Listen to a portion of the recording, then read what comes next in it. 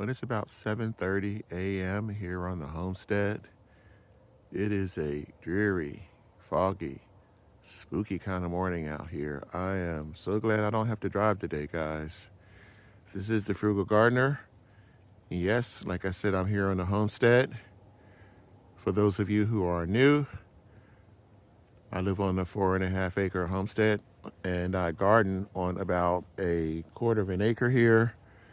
This is what's left of my summer garden. There is a lot going on today that I want to show you guys. And we're about to get started. I'm going to talk to you about the Dirty Dozen, which is 12 of the most chemical-laden vegetables that are on the market these days. And one of them that I'm hoping to cross off the list, it's a new one.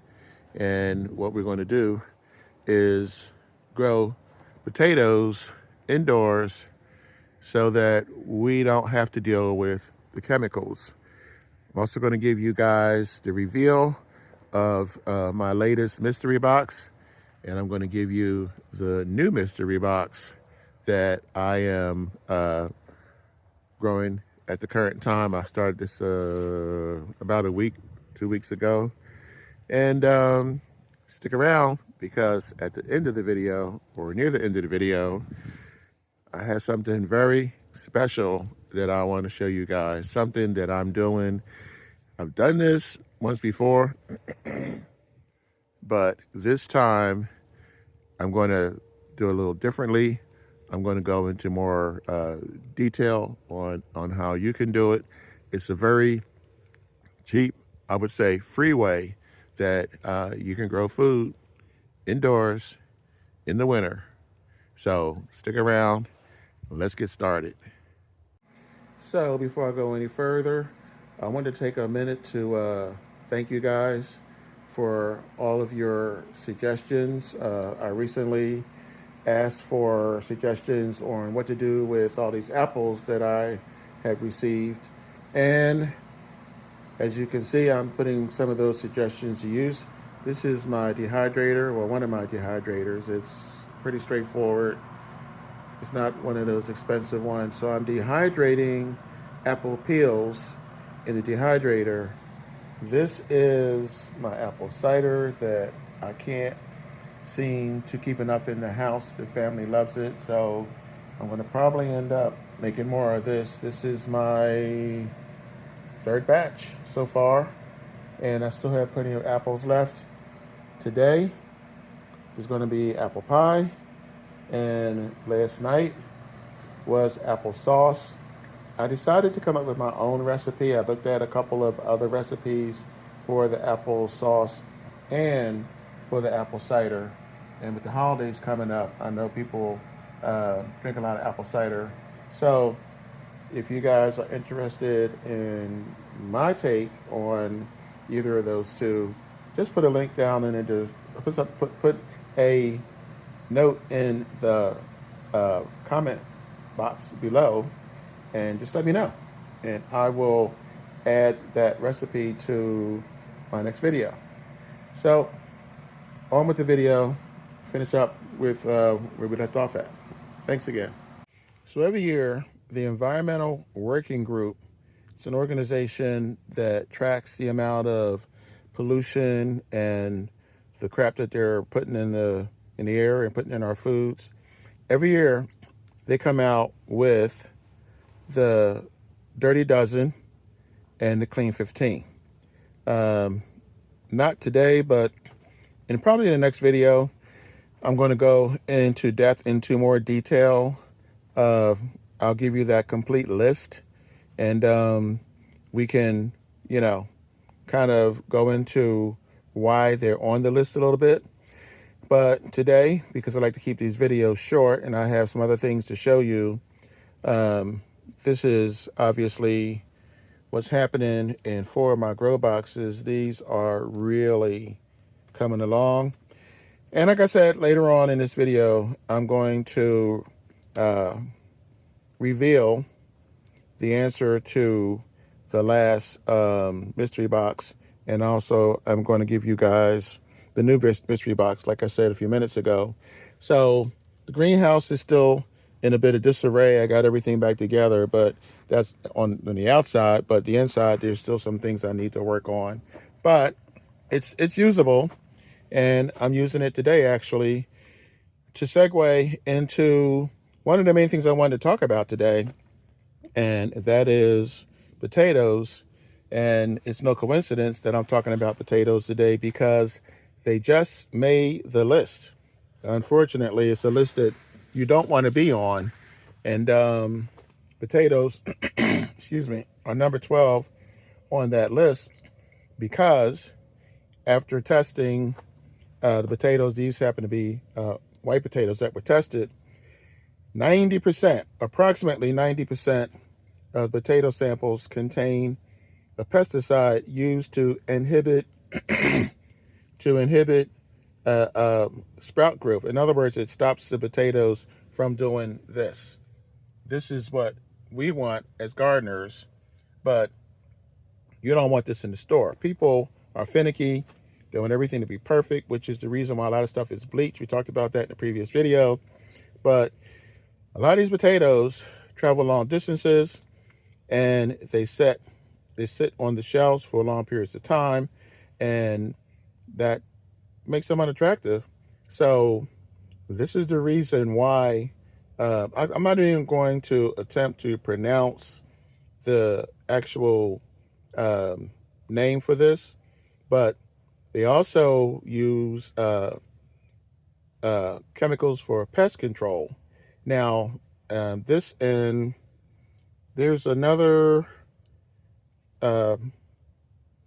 vegetable that was added to the list this year. We're not going to go into that either. But the thing is, I've already planted potatoes. I've known about the issue with the chemicals in the potatoes for some time. It's just now making the list. This is the reason why I grow potatoes every summer. These potatoes are seed potatoes that I purchased in the spring from, I think it was Burpees. At any rate, these potatoes would normally be thrown out. You see how tiny they are. You can't really do anything with these. So I'm going to call these free. I mean, free because you can argue the point and say, well, yeah, you paid for them. But I grew the potatoes I paid for. This is what's left over. You guys know the drill. For those of you who don't, you need proper drainage. You need, I would like for this to be a little bit deeper, but I know for a fact that this will work because I've done it many times. So you want to bury these about 2 inches below the surface with these pointed up. Now, I did watch a couple of Asian videos. Oh, this was probably a year or two ago, but they planted them sideways. So I'm wondering if I should give that a try. But at any rate, this is my first time growing these indoors. Now, when I say first time, you guys are going to go, well, wait a minute. Didn't you plant one of these a couple of weeks ago? Yes, I did. And I'm going to show that to you in a bit. But this is the first time that I'm planting these this small in this type of a container. I usually just do one big potato right dead center. So I'm going to plant these and show you what it looks well. Actually not show you because they're going to be underground, but here goes. Well, my cameraman, actually camera woman, aka the frugal daughter, lives in Ohio now. So I'm kind of doing this solo, and this is the way it looks. And before this video is over, I will show you the one that I am growing inside. Is actually doing very well. As a matter of fact, I'm going to show it to you right now. So before I go on to my surprise, which I'm saving for last, I mentioned that I was going to revisit this. This is watercress. This is the condensed version of what I normally grow.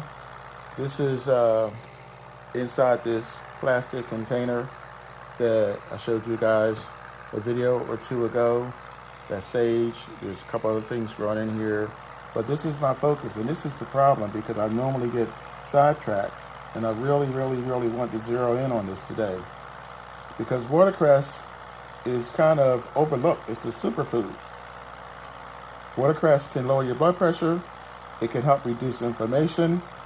It's high in antioxidants. It lowers your risk of heart disease, cancer, diabetes. It may even prevent certain types of cancers, according to the research, not according to me. It contains more than what you need for your daily dosage of vitamin K. It also contains vitamin C, vitamin A. It has calcium and antioxidants. There's that word again. A lot of people that got COVID had weakened immune systems. So, and again, let me be very clear. I'm not saying that if you eat any of these foods that you won't get sick, or that you won't get COVID, or you won't get any other kind of virus. I'm saying that according to the professionals, according to the experts, if you eat these types of vegetables and certain fruits, that it will build up your immune system. It will increase the amount of antioxidants that you're dealing with, and you should get some of these other health benefits from consuming this. Now, I guess you can see this is just starting. It's going to be another month or so before I can start consuming these. I'm going to do a larger one of these for myself. And again, this was mainly for purposes of doing this video to show you guys. This is actually sitting in this container of water.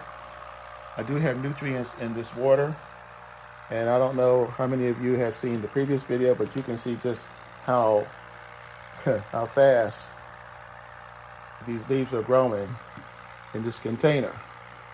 So finally, last thing for today that I promised you guys, I promised to show you guys, is something cheap, something new for me. I've done this once before, and that is this.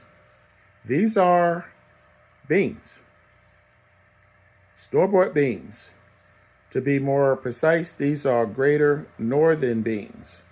There's a lot of talk about children going to bed hungry. There's a lot of talk about food shortages. We have gotten spoiled. We've gotten used to everything being packaged. We've gotten used to putting everything in the microwave or going to the drive-through. And I mean, it's time to get real. If you can afford it, fine. But if you can't, it's time to get back to basics like our ancestors did. So you buy a bag of beans and you take a couple of beans out of each bag. This, I have 1, 2, 3, 4. Here's another one back here. I have 5 beans growing in this. I have about 5 or 6 growing in this. Yes, the container should be larger. My point of doing this is to show you that if you get free beans, pretty much free, because if you were to count the number of beans and you were to divide them by how much you paid, then what are you going to pay? Like 3 or 4 cents for, for these many beans? Put these in here. When they grow, you can transfer these to a larger container. So this is a win-win if you ask me. And we talked about the whole soil situation where you can go to get your soil. And if you're getting beans from beans that you have already purchased and just, separate a few of those beans, siphon a few of those off and put them in the soil, and you have free containers, then what are you paying for? You're not really paying for anything. You're getting free food. So I'm not going to have you guys guess what this one is. I'm going to just tell you straight up what it is. But I do have one last thing. I do have what is the mystery for this video. And so here it is. Believe it or not, this is 1 potato. To be more accurate, this is 1 red potato. And just to refresh your memory, this was planted back on 9/27. I would probably harvest this sometime around the end of the year. I might let it go a little bit longer. When I did this originally, I got a couple of comments of people saying I should have waited a little bit longer. I could have waited until more of the leaves died off. The fact of the matter is, things went well, and I wanted to use that container for something else. So yeah, I could have waited a little longer. So we'll see. These leaves look a little bit different because these are red potatoes. Red potatoes are higher in antioxidants. Of course, if you use the skin, if not, they're just pretty much the same nutritional value as white potatoes. But wow, look at this. Look at how many, how much foliage, how many leaves I have, how many, they're not really branches, but plants that have sprung out of this one plant. I mean, I'm counting, looks like 1, 2, 3, 4, at least 5 of these here. So, like I said, I've done this several times before, but this is the first time I've done this going into winter. We're into fall, and like I said, you know, I'm probably going to harvest this around the end of the year, which would make it December. I mean, I'll tell you guys a couple times that the solstice is the 21st, so we're about a month away from that. And so there you have it. Now, the last order of business is the last mystery box, which is here, and just about everybody got it right. This is spinach, and I'm looking forward to this because not only is this the first time I planted spinach in this particular box garden, but this is going to look beautiful coming up. Spinach is also considered a superfood. I'm going to move this out into the greenhouse, just like the other boxes. So the procedure is pretty much the same, where I start the plants in boxes indoors, and sometimes in plastic containers that I use, like the coffee creamers and coffee pots, coffee cans that I don't use anymore. So I repurpose those, start them indoors, then I take them outside. So there you have it. And that is this. No, it's not in a box. It's not in a grow box. It is in a coffee creamer container, which is free. And I'm remembering to hold the camera steady this time. What is growing in this reused container, this upcycled container? So that's the guess for today.